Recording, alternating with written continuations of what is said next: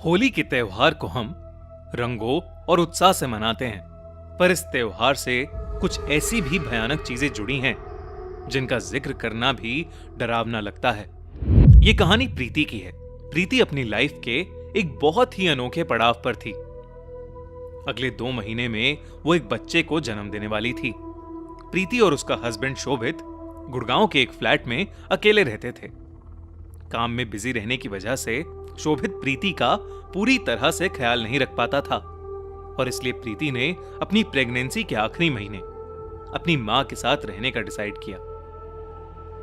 होली से करीबन 1 दिन पहले प्रीति अपने घर कैब से पहुंची। लोकेशन में कुछ प्रॉब्लम होने की वजह से प्रीति को घर के सामने वाली रोड पर उतरना पड़ा।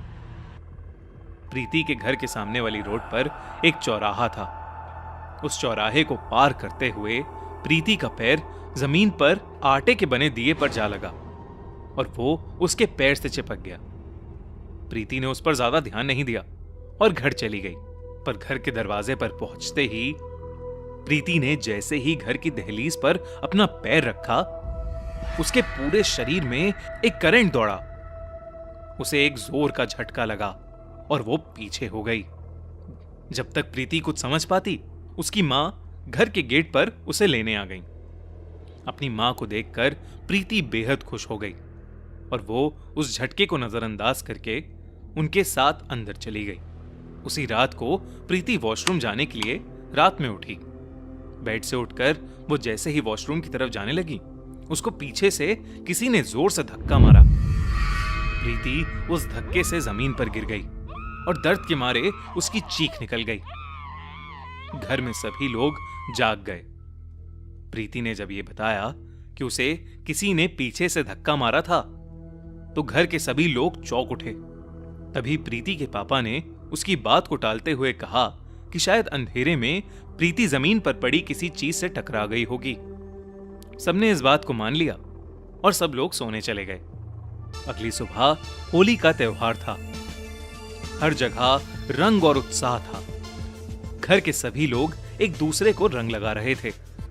जब प्रीति के बचपन के दोस्तों को पता लगा कि प्रीति अपने पुराने घर में वापस आई हुई है, तो वो भी उसके साथ होली खेलने के लिए वहां आ गए। घर के बाहर प्रीति के 4 दोस्त आ गए, लेकिन उन चारों में से प्रीति सिर्फ 3 को ही जानती थी। एक आदमी उसके लिए बिल्कुल अनजान था, पर प्रीति को लगा कि शायद वो उसके किसी दोस्त के साथ आया होगा। उन सब ने एक दूसरे को रंग लगाना शुरू कर दिया। उसी मस्ती के बीच वो अजनबी भी प्रीति को रंग लगाने आ गया। प्रीति ने उसका नाम पूछा तो उसने कुछ नहीं बोला और सीधा प्रीति के गालों पर रंग लगाने लगा। प्रीति को एकदम से महसूस हुआ कि वो आदमी अपने हाथों से सिर्फ रंग नहीं लगा रहा, बल्कि वो प्रीति के मुंह को मसलने की कोशिश कर रहा है। प्रीति ने गुस्से में उस आदमी को पीछे धक्का मारा और जोर से चीखने लगी। उसके चेहरे पर बहुत तेज दर्द हो रहा था। सब लोग उसके पास इकट्ठा हो गए। प्रीति गुस्से में अपने दोस्तों से कहने लगी कि उनके साथ जो आदमी आया है, उसने प्रीति के साथ बदसलूकी की है। ये सुनकर सब दंग रह गए। तभी प्रीति के दोस्त रवि ने उससे पूछा कि वो किस आदमी की बात कर रही है। रवि ने बताया कि उनके साथ कोई चौथा आदमी नहीं था। ये सुनकर प्रीति सुन्न पड़ गई। उसे पूरा यकीन था कि उसने एक आदमी को वहां देखा था। प्रीति इधर उधर उसे ढूंढने लगी, पर वो आदमी उसे कहीं नहीं मिला। घर के बाहर अब इतना तमाशा बन चुका था कि प्रीति की मां उसे घर के अंदर ले गई। प्रीति बार बार पागलों की तरह उसी आदमी के बारे में बोले जा रही थी। प्रीति की मां ने उसे बिस्तर पर बिठाया और उसके लिए पानी लेने किचन में पहुंची। किचन तक जाते हुए प्रीति की मां के पास उसकी भतीजी श्रेया फोन लेकर आ गई और उन्हें एक वीडियो दिखाने लगी। वीडियो में जो उन्होंने देखा, उससे उनके होश उड़ गए। वो वीडियो बाहर हो रही होली सेलिब्रेशंस की थी और उस वीडियो में साफ साफ दिख रहा था कि प्रीति अकेली खड़ी हुई है और उसके गालों पर खुद से रंग लग रहा है। ये देखते ही प्रीति की मां भागती हुई प्रीति के कमरे में पहुंची तो उन्होंने देखा कि प्रीति का शरीर बिस्तर के ऊपर हवा में तैर रहा है। ये देखकर प्रीति की मां बेहद घबरा उठी। वो समझ गई कि जरूर प्रीति के ऊपर कोई काला साया आ गया है। उन्होंने तुरंत शहर के एक जाने माने तांत्रिक को बुलवाया। जब वो तांत्रिक वहां पहुंचा तो प्रीति उसे देखकर गुस्से से चिल्ला उठी। प्रीति ने उसका गला पकड़ लिया और किसी अजीब भाषा में कुछ बड़बड़ाने लगी। तांत्रिक ने उसके ऊपर कुछ पाउडर जैसा फेंका, जिससे वो थोड़ी शांत हो गई और उसने तांत्रिक का गला छोड़ दिया। सब घर वालों ने उसे बेड से बांध दिया और फिर उस तांत्रिक ने अपनी झाड़ फूंक शुरू कर दी। जैसे जैसे तांत्रिक झाड़ फूंक कर रहा था, वैसे वैसे प्रीति दर्द में चिल्ला रही थी। तांत्रिक ने प्रीति की कुर्ती से थोड़ा सा कपड़ा फाड़ा और उसे जला दिया। अब जैसे जैसे वो कपड़ा जल रहा था, उसमें से नीला धुआं निकलने लगा और प्रीति के चीखने की आवाजें और तेज हो गई। प्रीति के सहमे से खड़े प्रीति को दर्द में देख रहे थे। जैसे ही वो कपड़ा पूरा जलकर राख हुआ, प्रीति की चीखें भी बंद हो गईं और वो बेहोश सी पड़ गई। जब प्रीति होश में आई तो तांत्रिक ने बताया कि प्रीति पर किसी ने काला जादू किया था। उन्होंने बताया कि होली के समय पूरे साल की सबसे शक्तिशाली पूर्णिमा की रात होती है और इस समय में बच्चों और प्रेग्नेंट औरतों को सबसे ज्यादा खतरा होता है। ज्यादातर लोग चौराहे पर काला जादू करके सामान रख देते हैं ताकि जब भी किसी का पैर उस सामान पर पड़े, काली आत्माएं उन पर चढ़ जाएं और उन्हीं काली आत्माओं के जरिए वो अपने अधूरे काम करवा पाएं। प्रीति और उसके बच्चे की तो जान बच गई, पर प्रीति के दिमाग से ये खौफनाक किस्सा शायद ही कभी मिट पाए। इसलिए दोस्तों, त्योहारों के समय चलते वक्त पैर कहां पड़ रहा है, इसका ध्यान जरूर रखना। इंडिया में होली एक खुशियों का त्योहार है, जहां सब लोग अपने दोस्तों और रिश्तेदारों को रंग लगाकर एक दूसरे की खुशियां सेलिब्रेट करते हैं। लेकिन इंडिया में एक ऐसी जगह है जहां पिछले 100 सालों से लोगों ने होली नहीं मनाई है। यह कहानी झारखंड में बसे दुर्गापुर गांव की है। कहते हैं 100 साल पहले यहां दुर्गा प्रसाद नाम का एक राजा शासन करता था। राजा को होली का त्योहार बहुत पसंद था, पर एक रोज होली के दिन उनके बेटे की मौत हो गई। तब से वो राजा पागल हो गया और पूरे गांव भर में होली मनाने पर रोक लगा दी। कुछ ही सालों बाद उस राजा ने होली के दिन ही खुद को मार डाला और इस गांव की परिस्थितियां और बिगड़ गईं। उस साल सूखा पड़ गया और कई लोग भूखमरी से मर गए। तब से गांव के लोग होली का दिन उस गांव के लिए अशुभ मानते हैं और कभी होली नहीं मनाते।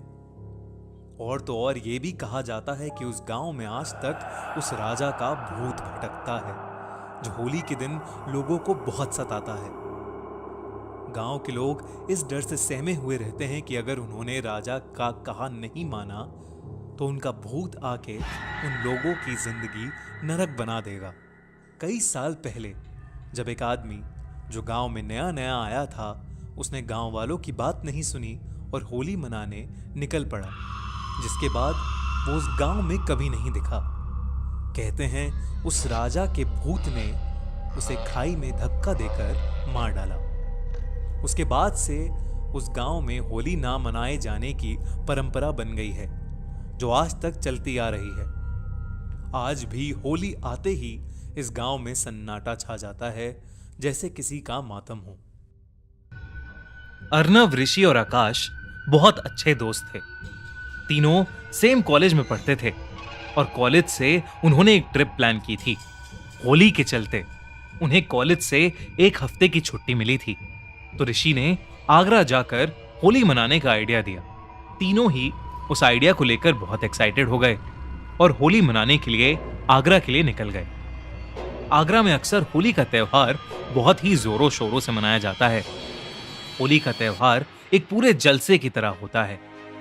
अर्नव, ऋषि और आकाश होली से एक दिन पहले आगरा पहुंचे और अगली ही सुबह सफेद कुर्ता पहनकर होली सेलिब्रेट करने आगरा की गलियों में निकल गए। तीनों ने पूरा दिन बहुत एंजॉय किया। होली खेलते खेलते उन्होंने ठंडाई समझकर काफी सारी भांग पी ली। पूरा दिन रंगों से खेलने के बाद अब सूरज ढलने लगा था और तीनों ही बहुत बुरी तरह थक चुके थे। अर्नव, ऋषि और आकाश अब अपने होटल की तरफ वापस जाने लगे थे, पर कहीं ना कहीं वो तीनों ही भांग के नशे में थे, जिसकी वजह से वो वापस जाने का रास्ता भटक गए थे। अर्नव के कहने पर उन्होंने चलते हुए एक नया रास्ता ले लिया, पर उनमें से कोई नहीं जानता था कि उनकी ये गलती उन्हें कितनी भारी पड़ने वाली है। जहां आगरा की हर गली में शोर शराबा था, वहीं वो नया रास्ता काफी सुनसान सा था। वो तीनों बस उस पर चलते जा रहे थे। चलते चलते उन्हें अपनी दाईं ओर एक पुराना सा खंडर हुआ किला दिखा। वो उसके सामने से निकल ही रहे थे कि तभी उन्हें खंडर के अंदर से कुछ अजीब सी आवाजें आने लगी। ऋषि ने ध्यान से सुना तो वो शोर असल में लोगों के हंसने खेलने का था। उस खंडर से ऐसी आवाजें सुनकर उन तीनों को काफी अजीब तो लगा, पर वो तीनों ही देखना चाहते थे कि आखिर अंदर क्या हो रहा था। वो तीनों उस खंडर की दीवार के पास जाकर खड़े हो गए। वो दीवार एक जगह से थोड़ी सी टूटी हुई थी और अर्णव ने वहां से अंदर देखा तो उसके होश ही उड़ गए। उस खंडर के अंदर 50 से भी ज्यादा लोग आपस में होली खेल रहे थे। किसी को भी अपनी आंखों पर विश्वास ही नहीं हो रहा था। आखिर एक खंडर में सूरज ढलने के बाद इतने लोग होली क्यों खेल रहे थे?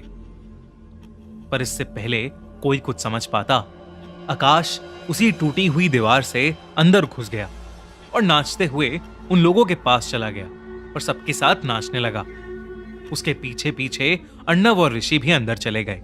दोस्तों, उन सबके नाचते नाचते उस खंडर के अंदर अचानक से अंधेरा छाने लगा, जैसे एकदम से रात हो गई हो। वहीं ऋषि का पैर नाचते हुए फिसल गया और वो एक औरत से टकरा गया। ऋषि ने तुरंत ही माफी मांगी, पर वो औरत बस खड़ी होकर ऋषि को घूरने लगी और देखते ही देखते सभी नाचते हुए लोग वहीं रुक गए और सिर्फ ऋषि, आकाश और अर्णव को घूरने लगे। उस खंडर का माहौल अब बहुत भयानक सा हो गया था। इससे पहले कि उन तीनों में से कोई कुछ कर पाता, उस औरत का चेहरा बदलने लगा, बल्कि वहां खड़े सभी लोगों का चेहरा बदलने लगा और नीला पड़ने लगा। तभी ऋषि के सामने खड़ी उस औरत की आंखें सफेद हो गईं। ये सब देखकर उन तीनों दोस्तों की रूह कांप गई। आकाश और अर्णव सीधा वहां से भागने लगे, पर ऋषि अपनी जगह पर ही रुका हुआ था। वो उस औरत को सुन्न होकर देखे जा रहा था। ऐसा लग रहा था कि जैसे ऋषि एक पुतला बन गया हो। आकाश ने उसे वहां से खींचने की कोशिश की, पर ऋषि मानो वहीं पर जम गया था। आकाश ने उसे और जोर से खींचा और जो उसने देखा, उसे देख उसका दिल दहल गया। ऋषि की आंखें भी सफेद पड़ने लगी थीं। ये देखते ही आकाश ने ऋषि का हाथ छोड़ा और वहां से भागने लगा। आकाश और अर्णव दोनों को कुछ भी समझ नहीं आ रहा था। वो जहां भी नजर डाल रहे थे, वहां वो नीले पड़े लोग उन्हें भयानक सफेद आंखों से देख रहे थे। वो बस कुछ भी करके उस खंडर से बाहर निकलना चाहते थे। ऋषि अब भी वहीं एक पुतले की तरह खड़ा था। अर्णव ने देखा कि जिस दीवार से वो अंदर आए थे, वहीं बाहर जाने का एक लौता रास्ता था, तो वो उसकी तरफ जाने का रास्ता ढूंढने लगा। तभी कुछ ऐसा हुआ जिससे अर्णव और आकाश की सांसें जम सी गईं। वहां पर खड़े सभी लोगों की हड्डियां चटकने लगीं और वो धीरे धीरे अर्णव और आकाश की तरफ बढ़ने लगे। उन दोनों की जान सूख चुकी थी। उन्हें लगने लगा था कि उनके साथ कुछ बहुत ही बुरा होने वाला था, पर तभी अर्णव और आकाश ने मिलकर ऋषि को वहां से खींचा और उसे अपने कंधे पर उठाकर वो दोनों उसी दीवार की तरफ भागने लगे जहां से वो तीनों अंदर आए थे। बिना कुछ सोचे वो बस उस दीवार की तरफ भागते गए और उस किले से बाहर कूद गए।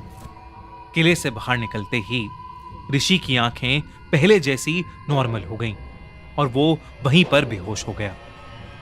इससे पहले कि वो कुछ समझ पाते, उस खंडर से आग की लपटें निकलने लगीं और उस किले के अंदर मौजूद सभी लोग आग में जलने लगे।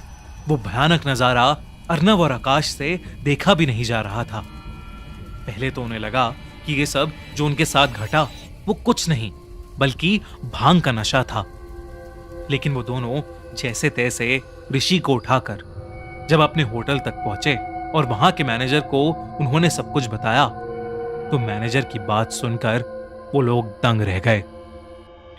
उस मैनेजर ने उन्हें बताया कि जिस किले के पास वो थे, उस किले में कई साल पहले गांव के लोग होली मना रहे थे और तभी उनके गांव पर एक मुगल बादशाह ने हमला कर दिया था।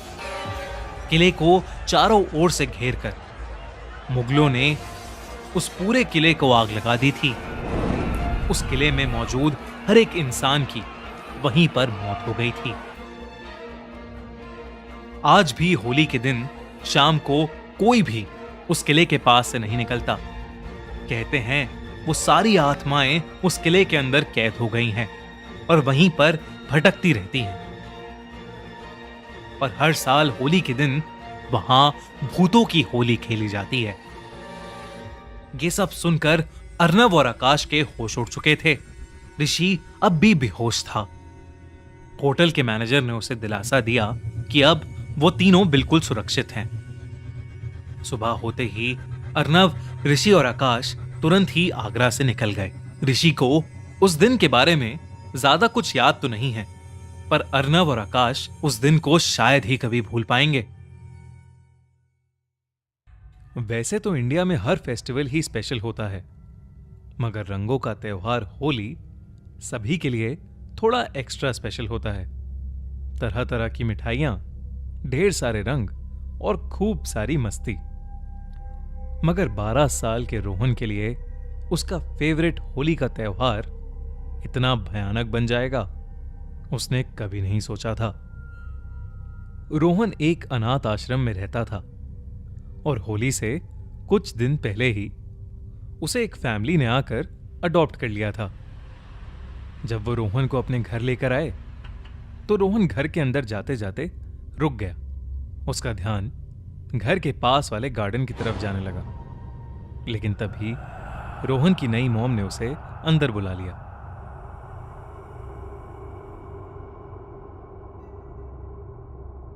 वो फैमिली रोहन का बहुत अच्छे से ध्यान रखने लगी।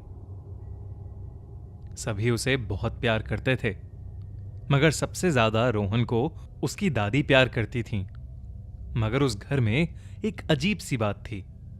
रोहन पूरे घर में फ्री होकर घूम सकता था, पर उसे सेकंड फ्लोर पर जाने की परमिशन नहीं थी। रोहन अक्सर सेकंड फ्लोर की तरफ ही देखता रहता, लेकिन जब भी वो ऊपर आने की कोशिश करता, उसकी दादी उसे आकर रोक लेती। होली से एक रात पहले जब रोहन अपने कमरे में जा रहा था, तब वो अचानक ही स्टेयरकेस के पास रुका और सेकंड फ्लोर की तरफ देखने लगा। घर में सब सो चुके थे और इसलिए वो चुपके से सेकंड फ्लोर पर चला गया। उस फ्लोर पर एक कमरा था जिसके दरवाजे पर एक लाल रंग का ताला लगा हुआ था। रोहन ने जैसे ही उस ताले को तोड़ने की कोशिश की, तभी उस दरवाजे पर किसी ने अंदर से नॉक किया। उसके बाद जो उसने देखा, उसके होश उड़ गए। उसके पास में एक बच्चा खड़ा था। उस बच्चे का नीला रंग था और आंखें पूरी तरह सफेद थीं। वो रोहन को देखकर जोर से चिल्लाया और रोहन के अंदर घुस गया। रोहन वहीं बुरी तरह तड़पने लगा और उसे अजीब से दौरे पड़ने लगे। और तभी उसकी आवाज सुनकर उसके मम्मी पापा ऊपर आ गए। उन्होंने उसे उठाकर उसके कमरे में सुला दिया। अगली सुबह होली थी, मगर रोहन का शरीर बुरी तरह बुखार में तप रहा था। रोहन की दादी काढ़ा बनाकर जैसे ही उसके कमरे में गई, वैसे ही रोहन नींद से उठ गया और उन्हें देखकर जोर से चिल्लाने लगा। उसका मुंह उस लड़के की तरह नीला पड़ने लगा और उसकी आंखें सफेद हो गईं तभी उसकी दादी डर कर सेकंड फ्लोर की तरफ भागी और वो देखकर हैरान हो गईं कि ऊपर वाले कमरे का दरवाजा खुला हुआ है। रोहन भी अजीब सी आवाजें निकालते हुए दादी के पीछे पीछे ऊपर चला गया। रोहन की आवाजें सुनकर उसके मॉम और डैड ऊपर आए, पर जो उन्होंने देखा वो देखकर वो सुन पड़ गए। रोहन जमीन पर गिरा पड़ा था और उसे दौरे पड़ रहे थे और रोहन के बगल में रोहन की दादी मरी पड़ी थी। रोहन के मॉम डैड को कुछ समझ नहीं आया कि सेकंड फ्लोर पर आखिर क्या हुआ है। जब कुछ देर बाद रोहन अपने सेंसेस में वापस आया, उसने सबको बताया कि उसे उनके घर में एक बच्चे की आत्मा दिखती थी। सबसे पहले दिन जब वो घर आया था तो वो उसे गार्डन में दिखा और फिर अक्सर सेकंड फ्लोर पर दिखता था। वो बच्चा बार बार रोहन को ऊपर खेलने के लिए बुलाता था। कल रात भी वो उससे बात करने के लिए उसके शरीर में घुसा और उसने बताया कि उसकी दादी शैतान की पूजा करती थी और उन्होंने उसको होली के दिन मार डाला था और वो अब रोहन के जरिए अपना बदला लेने आया है। ये सब सुनकर रोहन के मम्मी पापा शॉक्ड थे, क्योंकि वो बच्चा जिसकी रोहन बात कर रहा था वो और कोई नहीं बल्कि रोहन के मम्मी पापा का पहला बेटा था, जो अचानक 5 साल पहले होली के दिन गायब हो गया था। उन्होंने उस दिन के बाद अपने घर में अपने पहले बेटे की आत्मा की शांति के लिए हवन कराया और फिर वो रोहन को लेकर हमेशा हमेशा के लिए उस घर से कहीं दूर चले गए। मगर आज तक रोहन उस भयानक होली को भूल नहीं पाया है। एंड सभी को हमारी तरफ से अ वेरी हैप्पी होली। हमारा चैनल खूनी मंडे जरूर सब्सक्राइब कर लेना और वीडियो पसंद आई तो वीडियो को लाइक भी कर देना। मिलते हैं अगले हफ्ते।